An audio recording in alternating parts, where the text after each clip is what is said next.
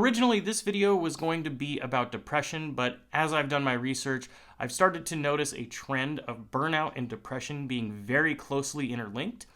And I discovered a lot of things about it that I wanted to share with you guys to hopefully give you a better understanding of burnout.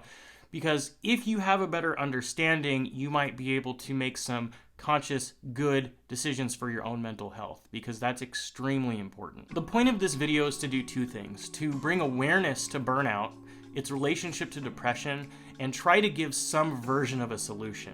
I'm not going to sit here and say I have the magical key to stopping all burnout and depression, because if it was honestly that easy, we wouldn't have burnout. We wouldn't have people that are depressed and hate work and hate their life and, have all these work-family conflicts. It wouldn't exist, right?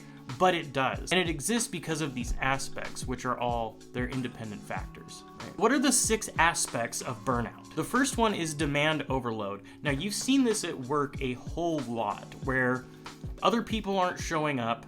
You're the one that everything gets dogpiled onto you. You're working 75-hour work weeks. Things are stressful. Sometimes you're going 14, maybe even 20 days in a row without a break. If you're an executive chef, you might laugh at the idea of getting a break, let alone a day off. The second one is lack of control. It's usually a lack of control over the product, the specials, the menu, the schedule, something in general. You are just a number to wherever you are working, and they don't give a shit about you.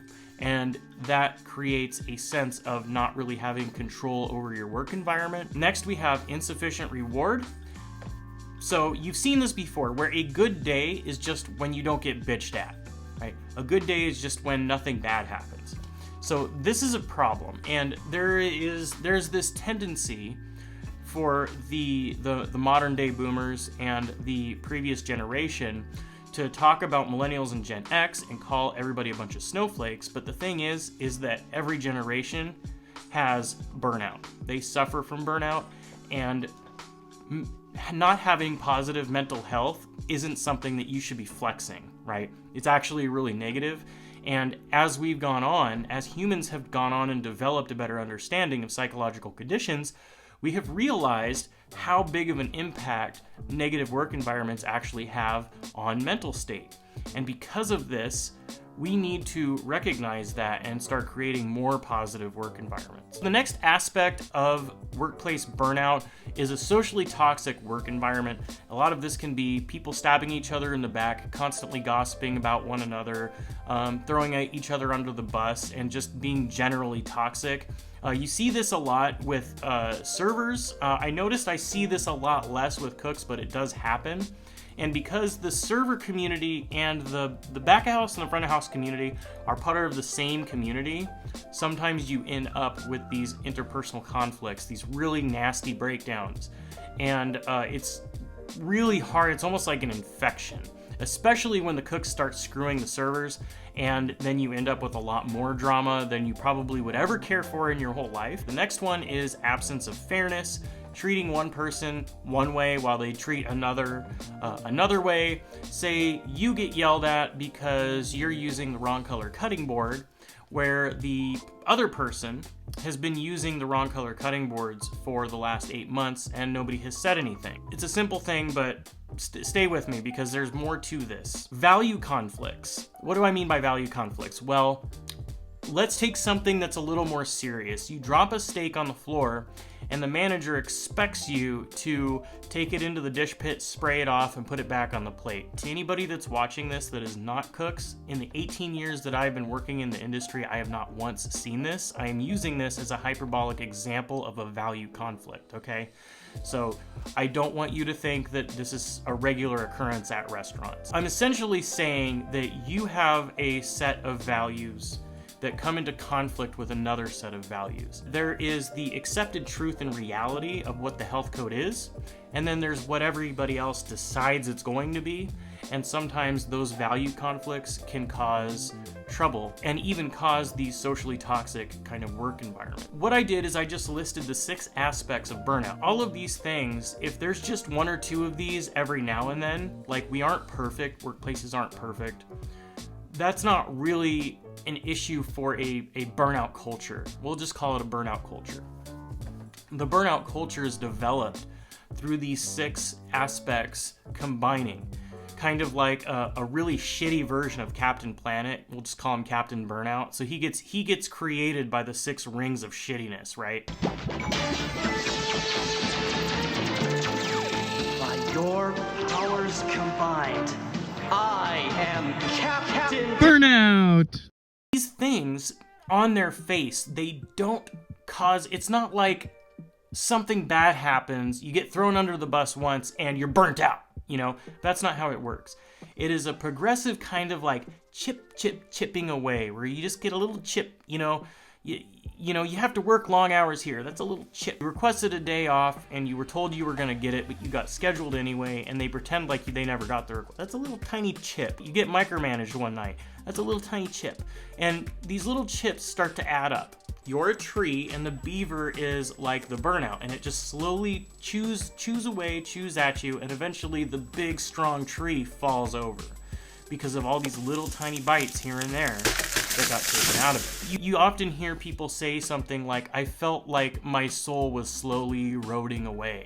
Or, so I have a shirt that has actually been really popular called 86 Hopes and Dreams, right? And I'm actually working on a store, so stay tuned for that. This is the employee side. For managers, it's really tough because not only do managers deal with their own set of stressors, like they have to manage the toxic work environment, they have to manage being short-staffed. So sometimes managers can't even control the burnout culture. Sometimes it's something that physically happens to them. We've all seen that with that thing that happened in 2020 and kind of lingered into 2021. This staffing shortage, right? This is causing a lot of burnout because you have low staff, higher hours for the staff that is there. They get stressed out. They start getting mad at each other. You end up with toxic work environments, and the people that are busting their ass have to bust their ass even harder, while the lazy ones kind of get away with whatever. And so then you end up with an absence of fairness and so on and so on. You see how this can kind of snowball and escalate? For managers, it's really difficult because having been there before, I can say that I know that there are lazy fucking managers out there and people that you absolutely cannot rely on. But there are also managers that are a victim of their circumstances and they're just doing their best. So just take that into consideration at your workplace. Sometimes there's lazy piece of shit managers, but sometimes they really are trying, and you got to give them credit where it's due, you know? What is the opposite of burnout? We had 6 aspects of burnout that makes Captain Burnout the shittiest superhero on the face of the earth. Now you have the 6 aspects of a successful work environment, we'll call it. So where you had demand overload, you'll have sustainable workload. So instead of working 75 hours a week with no break, you're working 40 hours a week with the weekends off. You know, in a perfect world. We're cooks. We get Monday, Tuesday off. I call Monday and Tuesday the chef's weekend, and whatever. That's just a fact of life. I get weekends off now because I transferred to corporate dining, so I work when the employees are there. And I highly recommend that if you are burnt out to look into working for a university or a corporation or something where you don't have a huge diminished quality of food, so you still have a lot of creativity involved, but then you also get the benefit of getting holidays and weekends off and stuff like that. It's really nice. Where you had a lack of recognition, you now have recognition. As opposed to a toxic social work environment, you now have a supportive work community. It is a community of people coming together, which is what I'm trying to build here, a supportive work community. You have a lack of control over the workload over here for the burnout cause, and you have control over the workload over here. You have value conflicts, getting yelled at for dropping food on the floor and not serving it, versus clear values, where they are posted in a conspicuous way, they are easy to understand and follow, you know what's expected of you, and they know what to expect of their employees. We have the 6 aspects of burnout and the 6 aspects of positive work environment thing. In the comments, give me a name for what you think the opposite of burnout should be called. I think there should be a good positive name for it, because I don't think that we should only be naming negative things. So now there are 12 stages of burnout that each individual person will go through. They are excessive ambition. This is usually the first 2 stages. You usually will still have a lot of energy. So you have excessive ambition, pushing yourself too much. So you want to work those 75-hour work weeks.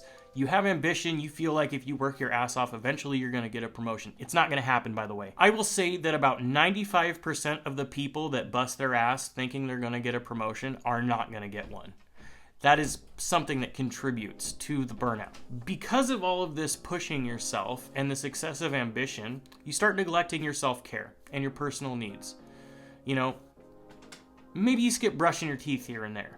Maybe you wear dirty clothes to work every now and then because you forgot to do laundry because you came home exhausted the night before and you woke up late for work. So you just throw on a shirt and go in. Maybe you pick up smoking. Maybe you pick up drinking. You pick up smoking because you know you get smoke breaks. You pick up drinking on your days off because you just want to let loose. Displacement of conflict.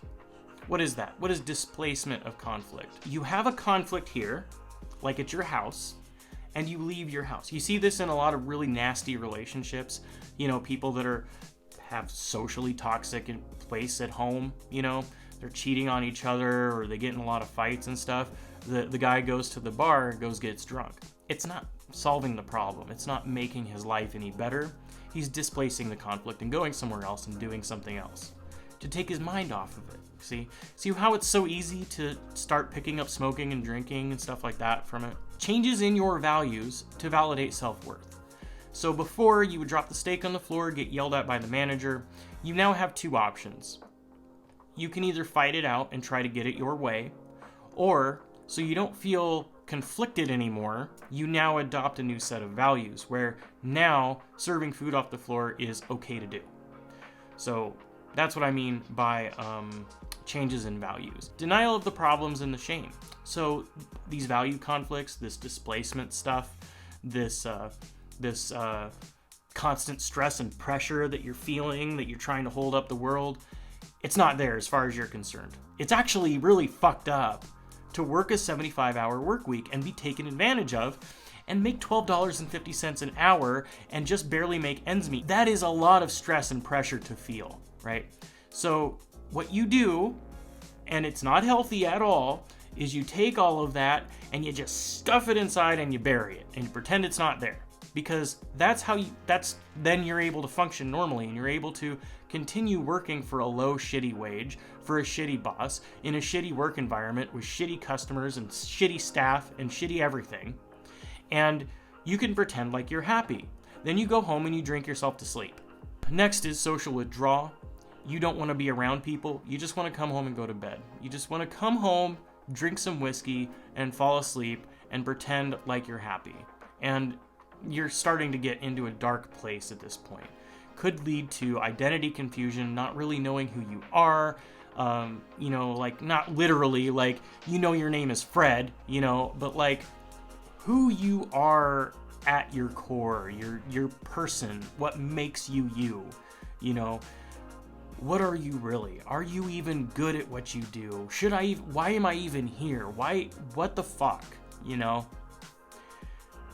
Obvious behavioral changes. Maybe you get angry way more than you should now.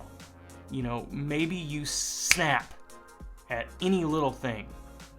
Maybe you want to start avoiding situations that remind you of work, which is actually a symptom of PTSD. Maybe your family members start like, I don't know what's wrong with him. Like, he just started being really quiet. He comes home and he doesn't say anything and he just goes into his room, Obvious behavioral changes, which then leads to things like feeling powerless and empty, depression, and finally, mental or physical collapse. You physically and mentally can't do it anymore, which unfortunately is how we get so many suicides in the cook and chef industry. And it's an extremely sad thing to see, especially if you already are suffering from clinical depression.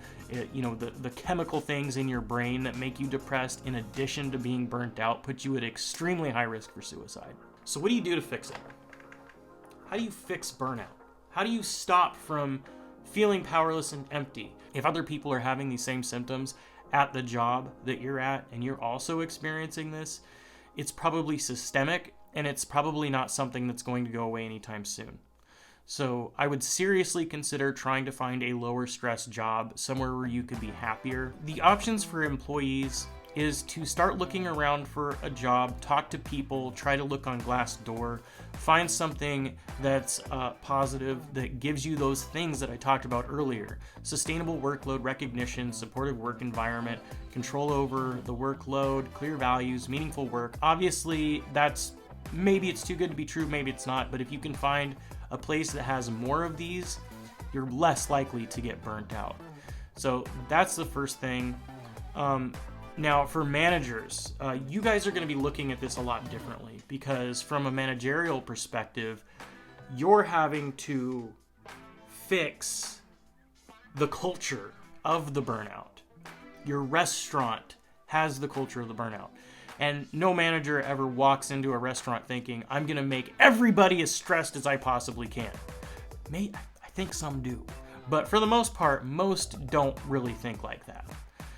They want to affect positive change, and they want to have a good working atmosphere. One of the things I did as an exec is I told people, I had a chalkboard up and people could write down their own special ideas. And I wouldn't ever reject an idea outright. What I would do is I would be like, okay, so you want to do, say they have an idea for some weird burger with escargot on it or something. Just something out of nowhere, right? So I wouldn't reject it outright. I would sit down with them and be like, okay, so what are you thinking? How do you want to do this? What sauce do you want to use? What's this going to taste like? And then we would do some R&D. We would make one. Everybody would try it. And then we would all talk about it and be like, yeah, we should put it on the menu.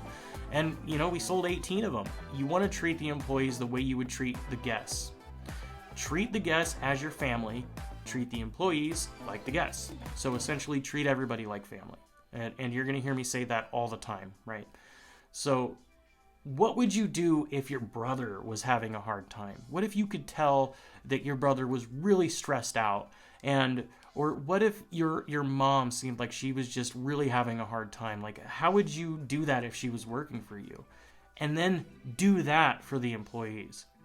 It will start to bring this culture of feeling like people actually care about them. It will reduce toxicity. It will do a lot. I'm not saying it'll be perfect, but it will definitely help. And you can feel like you're doing something positive. If you thought this was informative and useful, let me know. Leave a comment and a like down below. And if you want to see more content by the 86th Street Project related to life as a line cook, training new cooks, recipes, anything else like that, subscribe to the channel and follow me for more of that kind of stuff. You guys have an awesome day, and I'll catch you on the next one. Peace.